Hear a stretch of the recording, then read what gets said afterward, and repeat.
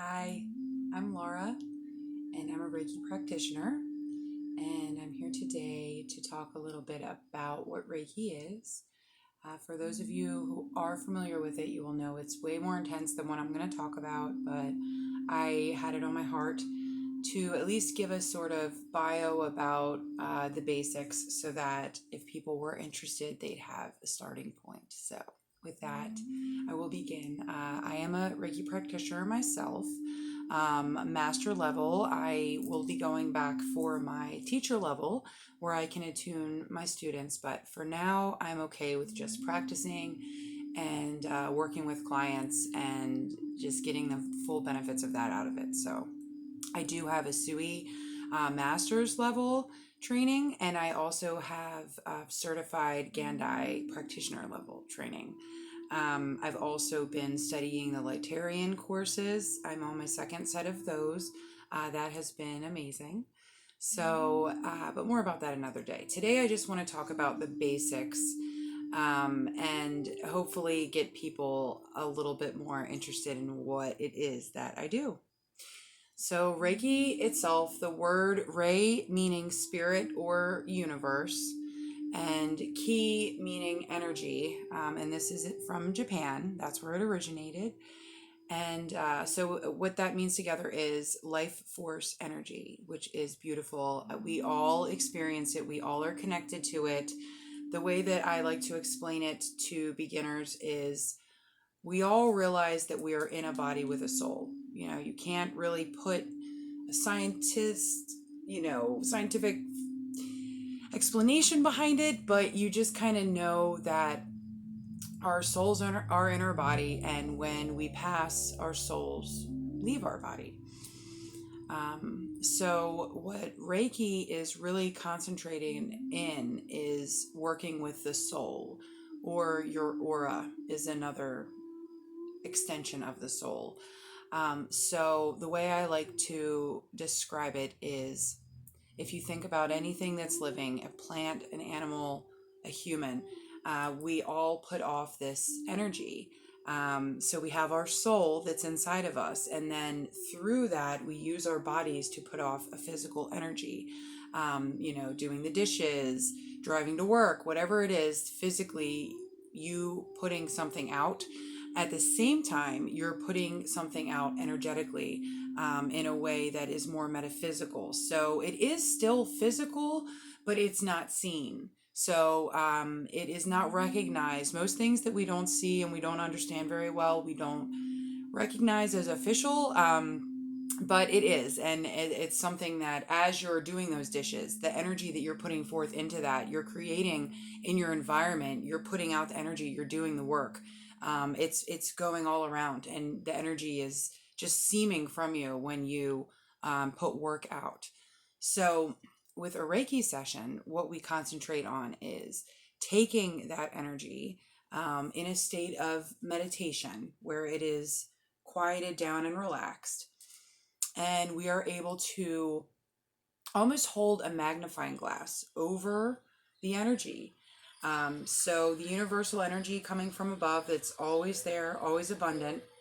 We use that and we hone in on that with our magnifying glass through attunement, and we can work on clients and physically through their energy and aura push through anything that's blocked or maybe excessively open, and things that aren't really there to serve your greatest purpose. I think that's what Reiki, the fundamental of it is. It's pushing through energy using from above the universal energy and pushing through your body all the way through and out the bottoms of your feet, all of the energy that is no longer serving your highest purpose. So there's something very beautiful about that. It is something that anyone can have done. You don't have to know much about it. You don't even have to know as much as I've said so far. You can be a completely newbie to it. The only thing that's required is an open mind.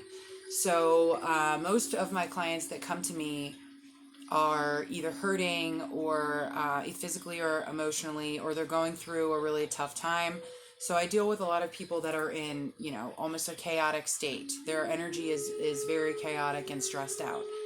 So just like massage, when your muscles are like that, Reiki helps with your energy being out of whack like that. So it's basically a massage for your aura.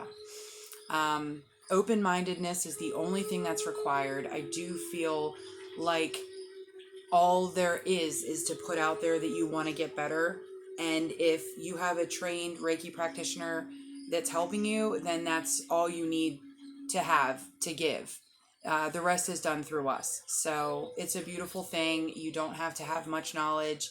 You don't even really have to be that great at meditating, although it does help to just be able to lay and be still for a while. I'm going to get a little bit into the actual session itself because I think that's where people are really confused. You can read whatever you want online and find out all of this information, but the most important thing is how each practitioner works. So for me, being a master, I'm able to do distant sessions. So I can do in-house sessions and I can do distant sessions. So I have clients all over the country, working on all over the world. Hopefully that is my goal with being universal and putting this out here so that I can, be able to help others be able to go through this process. And it doesn't matter where you are in the world. So we start by, I get a little bit of information from you. I don't need much at all. Just mainly your full name and little tidbits of what is bothering you.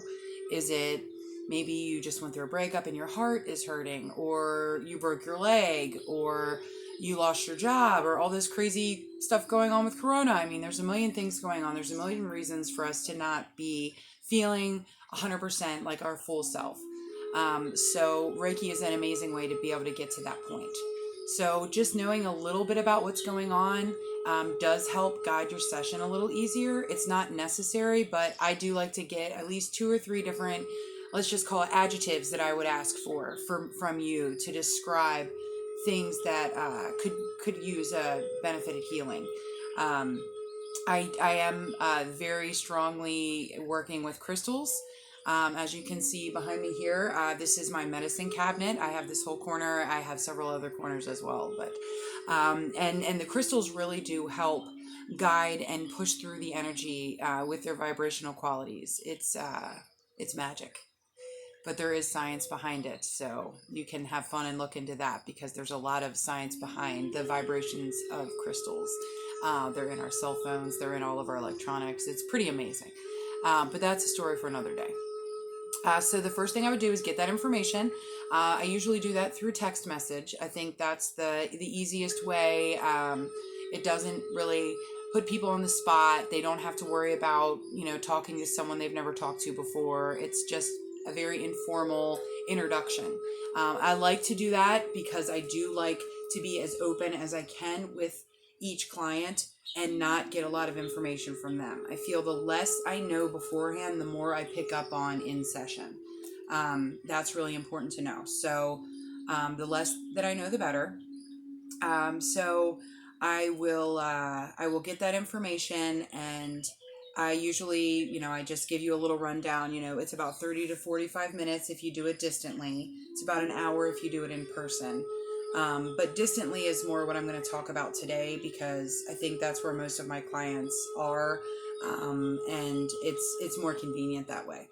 So I will text right when I'm beginning, and I'll just say, I'm ready to begin. Just please be open. You can put on some music like this beautiful music I'm listening to right now. There's tons of music out there. 33 Bowls is an artist I absolutely adore, and I use them almost religiously. So check them out if you haven't ever experienced that beautiful sound. But yeah, so I will work for about 30 to 45 minutes using crystals to help with the vibrations and the pushing through of the energy. And really it's just giving you it's almost like cleaning and giving your aura a bath and your soul a bath. It's enlightening. I've had people tell me, they've had the worst day of their lives and everything just turned around, and it kind of gives you a different perspective on the world and on the way that you view the world and on the way that you view yourself. Most importantly, I think that that's what really Reiki is really about. It's about becoming self-aware and self-actualizing what you are here for and what your purpose is. It's beautiful, and for some people that's doing service work for others, like what I do. For some people that might be artistic stuff, or maybe more physical things. There's the sky's the limit, and it's really personalized for each person. I do feel like I've never had the same session on someone twice, from person to person or with each individual person. It's different every single time. So it's pretty amazing. And I'd love to be able to talk some more. I'm not going to take up too much time today, but I did want to get a little bit of a rundown of how I operate.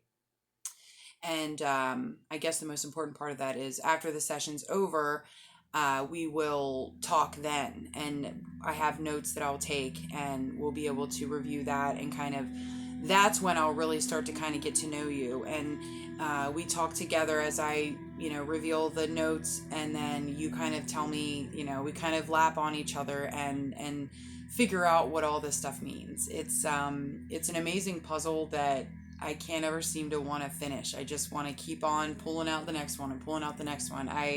When I work on others, I really feel working on myself as well. So as a healer, it's an amazing thing to be able to give, but also receive. And I get that every time I work on someone. So if there's any questions, feel free to comment below. And I do have my information up for my social media accounts as well as my website, for more information on my services offered, as well as some more detailed information about the Reiki sessions themselves. So it was a pleasure to get to give you some information today, and I can't wait to get to my next session where we can delve a little deeper. But for now, ta-ta. Have a good day. Namaste.